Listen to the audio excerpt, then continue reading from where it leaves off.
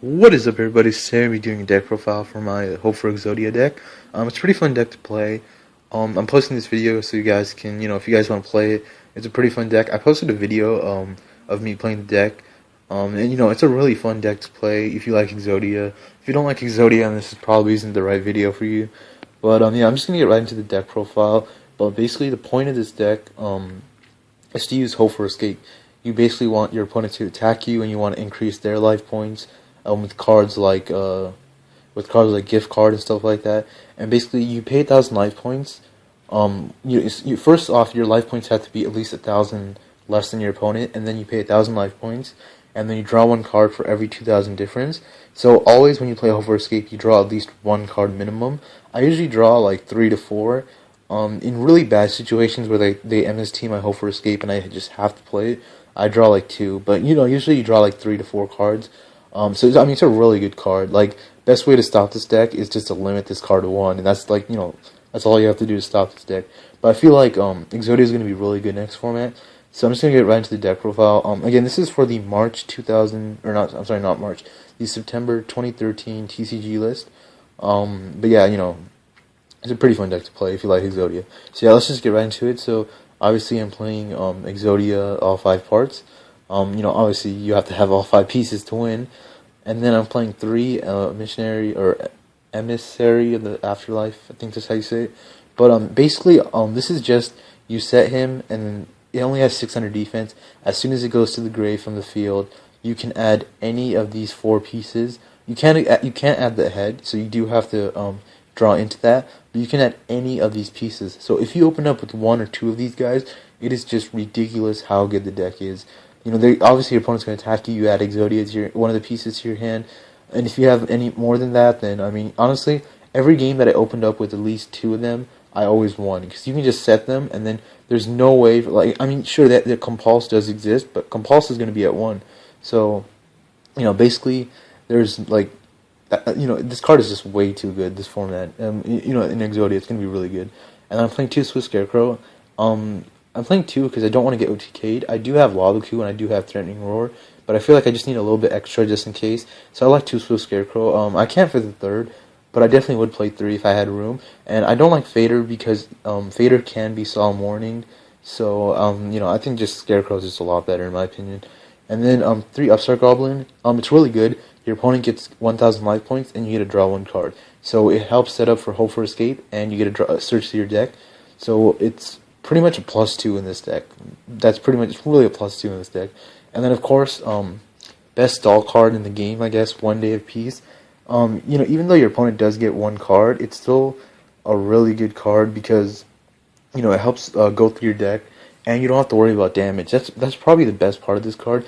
You don't have to worry about damage, and it's really good. And then of course, 3 Pot of Duality. Remember, Pot of Duality is going to be at 3 for the next format. DN still has to change their list.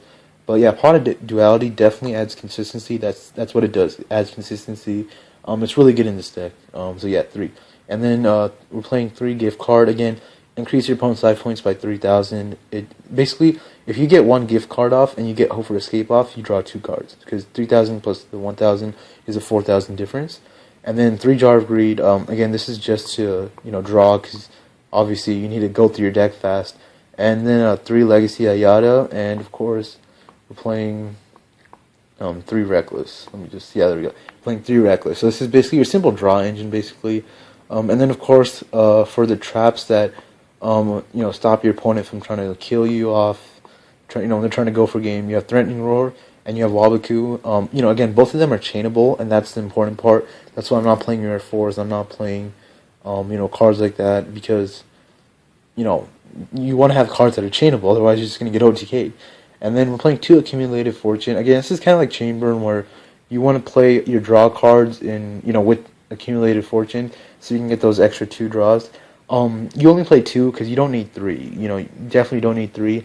Sometimes 3, if you play 3 in your deck, you can draw into 2 of them and they're dead. So, it's just best if you play 2, because 2 is pretty much good. It's good. It's like the perfect amount you want.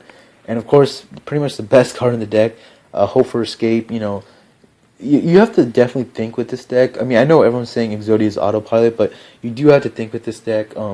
you have to take into account how much damage you'll let your opponent put on you, and you have to realize when you can when you have to play your traps to stop them from inflicting damage, because you do have to pay. Remember, you have to pay 1,000 life points to start Hope for Escape. That's the cost. So keep that in mind. If you're at like 100 life points, you pretty much lose because you can't play Hope for Escape. So you make sure you let your opponent take you down to make sure you stay above 2,000 so you can at least get 2 Hope for Escapes off. That's what you pretty much want to do with this deck. And that's it for that. That's the main deck. Side deck is adjustable. I just put cards I thought were pretty good. I have 2 Lava Golem for problem cards. Again, with Shockmaster banned, you don't really that's the thing with Shockmaster banned with Eradicator at 1. Pretty much this deck pretty much wins single games easily. In match games, you have to watch out for Royal Decree. You have to watch out for Trap Stun. You can just chain your trap cards to Trap Stun and Royal Decree. But if they play Royal Decree, like they're going first, and then you draw, and they play Royal Decree, you're pretty much screwed unless you have like MST and stuff. So, but yeah, 2 Lava Golem to get rid of problem cards. 2 Volcanic Queen. Basically these are exactly the same thing, except Volcanic Queen takes out 1 monster, Lava Golem takes out 2 monsters. Again, this is I'm gonna change this. This is just what I have right now, but they're both pretty good cards. And then I have 2 Gemini Imps. Again, this is just sometimes I know I played Gishki once, and they have that one card that makes you discard. So I was able to side in Gemini Imps, and it was really good. And, not only do you get to draw a card, you get to negate the activation, and that's really good. And you get to destroy the card too. And then 3 Soul Taker. If you saw my self-destruct button deck profile, you know how good Soul Taker is. Again, just like Upstart Goblin, they gain 1,000 life points, and you get to destroy one of their monsters. So I don't think Soul Taker is going to be as good, especially with Shockmaster banned. If they side Jinzo for whatever reason, it's a good card, definitely. But really, other than that, I don't think you have any monsters you really want to pop. So I might actually take out Soul Taker. Again, I'm waiting for the meta the format to basically establish itself to see what I want to side. But this is just what I have right now, as I already said. And then of course 3 MST. MST is always sided in. And then I have a 2 Twister. This is just to stop Royal Decree, basically. Again, literally, you're not afraid of your opponent's back row. You're not going to attack. You're just going to play your cards. So 3 MST, 2 Twister. I play Twister over Night Beam because Night Beam. It's true they can't change the card, but they're just going to play, if they know you're playing Exodia, they're just going to play Royal Decree as fast as they can. So Twister is just the better card. And then I have 1 Transmigration Prophecy. This is just for if I somehow get 2 Exodia pieces in the grave, I at least have some way to, get them back in the deck. So I know there's cards that that force your opponent to send 1 monster from your deck to the grave, stuff like that. So this is just for flexibility if I ever need it. And then obviously the extra deck. Again, the reason why you're playing an extra deck, I'm just going to hover over the cards so you guys can see. The reason I'm playing an extra deck is because you want to fool your opponent into thinking you're playing, I guess you could say, quote-unquote, regular deck. Obviously you can't make any of these cards. You can make the level 4s, I guess, but, honestly, you never, ever want to XYZ with emissary, or how do you say his emissary? Whatever, but you never want to XYZ with this guy. Again, you want your opponent to pop him, and you get your search. That's basically what you want to do. So you're never really going to XYZ. Again, it's just to fool your opponent. You don't want your opponent, you basically want to set your cards, and you want your opponent to, if you don't have an extra deck, and you set all your cards, your opponent's going to be alright, he's just going to chain if I play MST, so your opponent's going to set their MSTs. If you have an extra deck, and you set all your cards, they're just going to think, oh, since there's no heavy this format, everyone's just setting their cards, and he's just going to blind MST your cards, and then in that case you can chain, and if you chain the card, in a sense they're going neg, because they just wasted that MST for no reason. You're still getting your effect and everything. So the extra deck is very, very important, as it's really important for throwing off your opponent. So it's important. Definitely, it can be a bunch of random cards. Just make sure you have a side deck so your opponent won't get suspicious that you're playing Exodia or, Burn or whatever. But, that's it for the deck profile. I hope you guys enjoyed. If you did, please leave a like. That always helps. But, it's a really fun deck. Definitely, if you guys want to try it out and tell me how it goes, how you guys have, if you guys have success with it, tell me if I need to make any improvements. Because, I'm definitely open to constructive criticism. I don't think I have the best build, actually.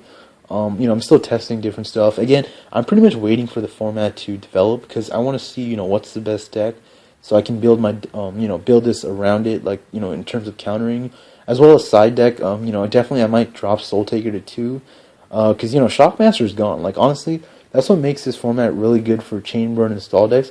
Shockmaster's gone, Eradicator's at 1. True, they still have Road Decree and Trap Stun, but you can still MSTs and Twister as well. So I mean, it's not too bad, and I'm really excited for this format just to play Exodia. But anyways, guys, I hope you guys enjoyed the video. Remember, if you did, please leave a like. That always helps, and subscribe for more content. And I'll see you guys later.